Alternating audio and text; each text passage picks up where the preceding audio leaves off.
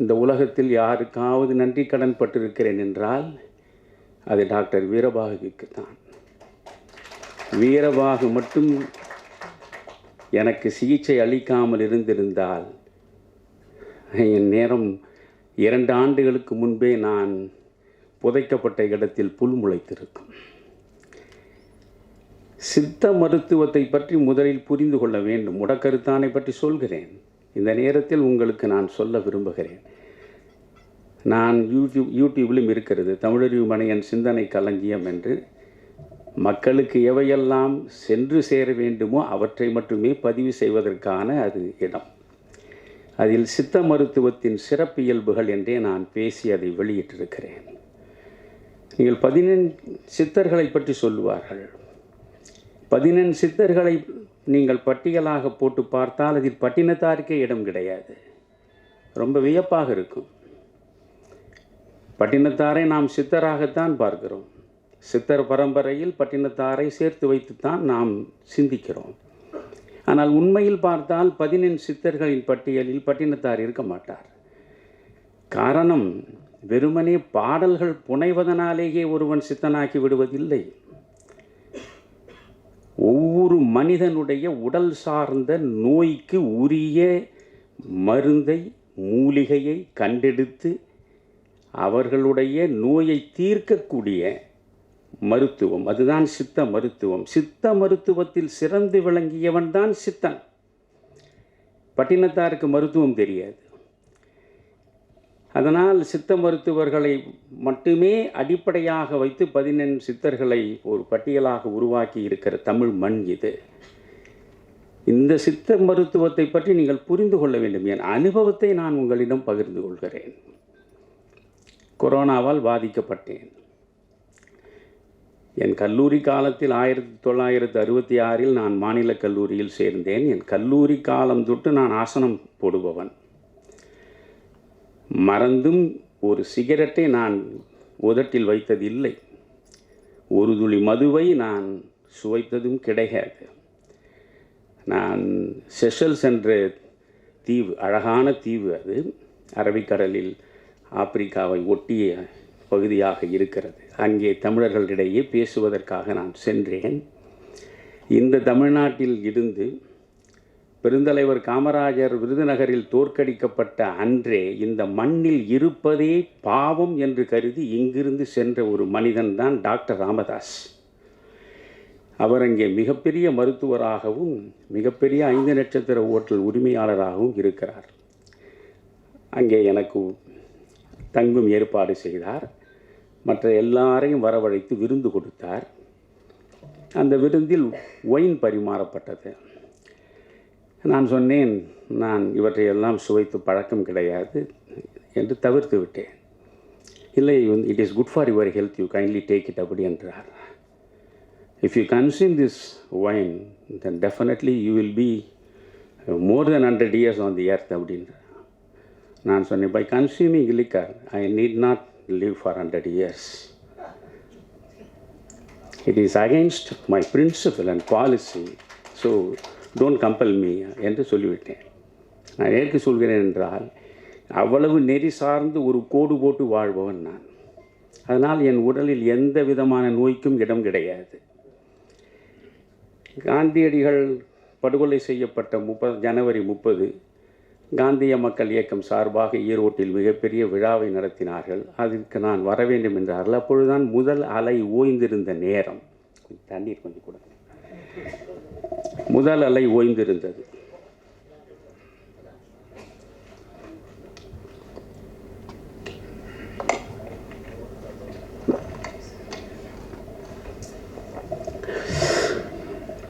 ஈரோட்டில் இருக்கக்கூடிய நண்பர்கள், ஐயா ஜனவரி 30 காந்தி நினைவு நாள், நீங்கள் நிச்சயம் வர வேண்டும் என்றார்கள். சரி, கொரோனா அலை ஓய்ந்து விட்டது என்று நான் சென்றேன். மிகப்பெரிய நிகழ்ச்சி அது. ஒரு 2000-3000 பேர் கலந்து கொண்டிருப்பார்கள். இப்பொழுது சமீபத்தில் சமூக மக்களிடையே பற்றி படர்ந்திருக்கின்ற பெருநோய் இந்த செல்ஃபி எடுப்பது. எங்கு பார்த்தாலும் செல்ஃபி எடுப்பது தான். நான் பேசிவிட்டு கீழே இறங்கினேன். ஒரு பேசியது 1 மணி நேரம்தான், செல்ஃபி எடுத்தது 2 மணி நேரத்திற்கு மேல் இருக்கும். 300க்கும் மேற்பட்டவர்கள் வந்து நின்று கொண்டு நான் கவசம் அணிந்து கொண்டிருந்தேன். ஐயா, இந்த கவசத்தை கொஞ்சம் எடுத்து விடுங்கள், நாம் இருவரும் சேர்ந்து இந்த படத்தை வீட்டில் வைக்க விரும்புகிறேன், கொஞ்சம் எடுத்து விடுங்கள் என்று. இப்படி எடுத்து ஒவ்வொருவராக படமாக செல்ஃபியை போட்டு தள்ளி, அதில் எவரோ ஒரு கர்ண மகாராஜன் எனக்கு கொடையாக கொடுத்து விட்டான் கொரோனா. நான் பிறகு சென்னைக்கு வந்து சேர்ந்தேன். நான் எப்பொழுதுமே ஒரு 5 நிமிடம் வெளியே சென்று விட்டு வருவதாக இருந்தாலும் வீட்டுக்குள் நுழைந்ததும் வெந்நீர் போட்டு அதில் மஞ்சள் பொடியை கலந்து குளித்து விட்டு தான் அடுத்த காரியம் செய்வேன். அப்படி வந்து குளிக்கிற பொழுதே மூக்கிலிருந்து தண்ணீர் வழிய ஆரம்பித்தது.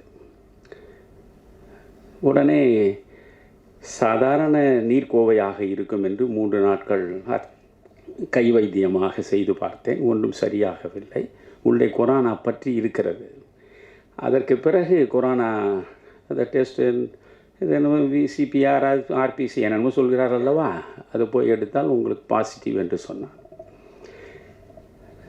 என்னிடம் ஒரு காசும் கிடையாது.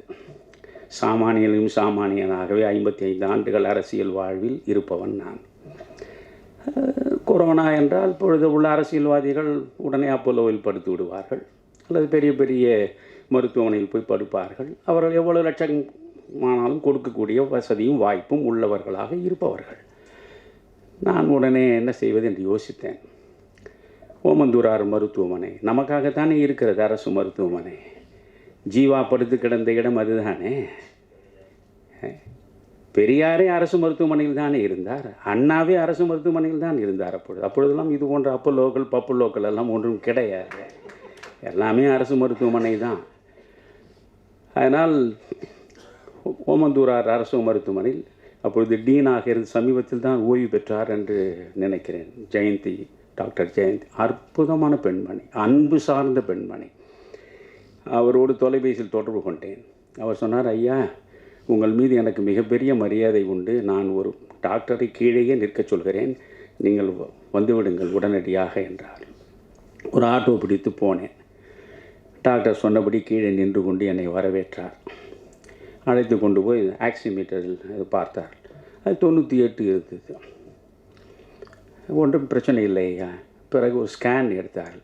ஒன்றுமே இல்லையா, நீங்கள் தெளிவாக இருக்கிறீர்கள், ஒரு 5 நாட்களுக்கு இந்த மாத்திரைகள் எல்லாம் சாப்பிடுங்கள், வேண்டுமானால் இங்கே படுத்து ஓய்வெடுங்கள், இல்லை என்றால் வீட்டுக்கு செல்லுங்கள் என்று டாக்டர் ஜெயந்தி சொன்னார்கள். இல்லை அம்மா, நான் வீட்டுக்கே செல்கிறேன் என்று வந்து 5 நாட்களாக இதை சாப்பிட்டு இந்த கொரோனா நுரையீரலுக்குள் நன்றாக நுழைந்து படர்ந்து விட்டது. சவம் போல் ஆகிவிட்டேன். அப்பொழுது என்னை ஒரு நண்பர் பார்த்தார், நடிகர் ஜீவா. வீட்டுக்கு வந்து பார்த்து விட்டு, ஐயா, என்னையா இப்படி இருக்கிறீர்கள்? இல்லை, இந்த கொரோனா என்று சொல்கிறார்கள், நானும் சிகிச்சை எடுத்துக்கொண்டு தான் இருக்கிறேன் அலோபதியில். ஐயா, வீரபாகு என்று, எனக்கு அவரை பற்றி ஒன்றுமே அப்படி தெரியாது. வீரபாகு என்று இருக்கிறார், சாலிகிராமத்தில் தான். இதுவரை 5000 பேரை அவர் காப்பாற்றி இருக்கிறார். நீங்கள் தயவு செய்து அவரிடம் சிகிச்சை எடுத்துக்கொள்ளுங்கள் என்று சொன்னார். எனக்கு அவரை பற்றி சரியாக தெரியாதே என்றேன். பிறகு அவர் போய் இவரிடம் சொன்னார், வீரபாகு என் வீட்டுக்கே வந்து விட்டார். வந்து, ஐயா, என்னை நம்புங்கள், நீங்கள் என்னோடு வந்தால் உங்களை பூரணமாக நான் குணமடைய செய்து வீட்டிற்கு அனுப்புகிறேன் என்றார். நான் நம்பிக்கையோடு புறப்பட்டேன். என் மனைவிக்கும் வந்துவிட்டது. 2 பேருமே அவரோடு சென்று அவர் சாலிகிராமத்தில் அப்பொழுது வைத்திருந்த மருத்துவமனையில் போய் சேர்ந்தோம். என் மனைவிக்கு 4 நாட்களில் சரியாகிவிட்டது. இந்த ஜீவா ரஜினிகாந்த் அவர்களோடு தொடர்பு கொண்டு, ஐயாவுக்கு கொரோனா ஐயா, அவர் டாக்டர் வீரபாகு என்னுடைய மருத்துவமனையில் தான் இருக்கிறார். உடனே ரஜினி என்னோட தொலைபேசியில் தொடர்பு கொண்டு, ஐயா, கொரோனா உயிர் கொல்லி ஐயா, இதில் நீங்கள் வந்து ரிஸ்க் எடுக்க வேண்டாம், நீங்கள் ஒரு 10 நிமிடம் எனக்கு நேரம் கொடுங்கள், தமிழ்நாட்டிலேயே சென்னையிலேயே மிகச்சிறந்த சிகிச்சை அளிக்கக்கூடிய மருத்துவமனை எதுவோ அது ஏற்பாடு செய்து உங்களை நான் அங்கே கொண்டு வந்து விடுகிறேன் என்றார். நான் சொன்னேன், இல்லையா, நான் வீரபாகுவிடம் என்னை ஒப்படைத்து விட்டேன், நீங்களே அவரிடம் பேசுங்கள் என்றேன். வீரபாகுவிடம் பேசினார். ஐயா எனக்கு மிகவும் நெருக்கமானவர், ரொம்ப முக்கியமானவர், நீங்கள் என்ன ஒழுங்காக வைத்தியம் செய்வீர்களா என்று கேட்டார். கவலையே படாதீர்கள் ஐயா, பூரணமாக அவர் நலம் பெற்று விடுவார் என்றார். சரி, எவ்வளவு செலவாகுமோ சொல்லுங்கள், அவ்வளவு நான் கொடுத்து விடு என்றார். ஒரு பைசாவை கூட நீங்கள் கொடுக்க வேண்டாம், நான் இலவசமாகவே அவருக்கு சிகிச்சை செய்து சிறப்பாக அவரை திரும்ப அவர் வீட்டிற்கு கொண்டு போய் சேர்ப்பேன் என்று சொன்னார். எனக்கு நான் அடைந்த அனுபவத்தை உங்களிடம் சொல்கிறேன். அதோடு நிமோனியா காய்ச்சல் வந்து விட்டது. நுரையீரல் பாதிக்கப்பட்டால் நிமோனியா காய்ச்சல் வந்துவிடும். ஒரு நெருப்பு அடுப்பை எடுத்து தலையில் வைத்தாற் போலவே இருக்கும். உடம்பு முழுவதுமே தீப்பற்றி எறிவது போல் இருக்கும். ஒரு அடி எடுத்து வைக்க முடியாது. ஆனால் அவர் எந்த வகையிலும் பதட்டப்படவில்லை. நிச்சயம் நீங்கள் சரியாகி விடுவீர்கள். காலையில் 6:30 மணிக்கு கஷாயம் வரும், இரவு 8 மணி வரையில் கஷாயம் கஷாயம் கஷாயம் வந்து கொண்டே. இனி என் வாழ்க்கையில் ஒரு நாளும் கொரோனா வராது. அவ்வளவு கஷாயத்தை நான் குடித்து கொண்டே இருந்தேன். ஆனால் 18 நாட்களாக எனக்கு நிமோனியா குறையவே இல்லை. அவர் எப்படி பார்த்து கொண்டார் என்று சொல்கிறேன். அந்த கேரிங் என்று ஆங்கிலத்தில் சொல்வார்களே, அதை நீங்கள் அந்த மனிதனிடம் தான் பார்க்கணும்.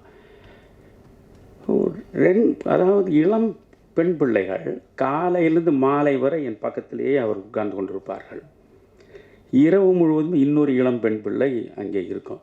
நான் கொஞ்சம் திரும்பி படுத்தால் கூட உடனே என்னையா என்று, இரவு முழுக்க தூங்காத, அப்படி அவர்கள் கண்ணை இமை காப்பது போல பார்த்து கொண்டார்கள். ஒரு கட்டத்தில் நானே, சரி நாம் வந்த வேலை முடிந்து விட்டது, இனி புறப்பட வேண்டியது தான் என்று முடிவெடுத்து விட்டேன். இனி பிழைப்பதற்கு வாய்ப்பு இருப்பதாக நான் நம்பவே இல்லை. ஆனால் அவர் ஒரு கட்டத்திலும் தன்னுடைய நம்பிக்கை இழக்கவில்லை. பிறகு அவர் சொன்னார், ஐயா நான் எவ்வளோ உங்களுக்கு கஷாயம் கொடுத்தேன், கொஞ்சம் சிக்கலாகத்தான் இருக்கிறது. நான் கொல்லிமலைக்கு நேரடியாக சென்று புத்தம் புதிதாக நல்ல மூலிகை செடிகளை எல்லாம் ஆய்வு செய்து அவற்றையெல்லாம் கொண்டு வந்து உங்களுக்கு நான் சிகிச்சை தருகிறேன், நீங்கள் மட்டும் நம்பிக்கை இழக்காமல் இருங்கள் என்றார்.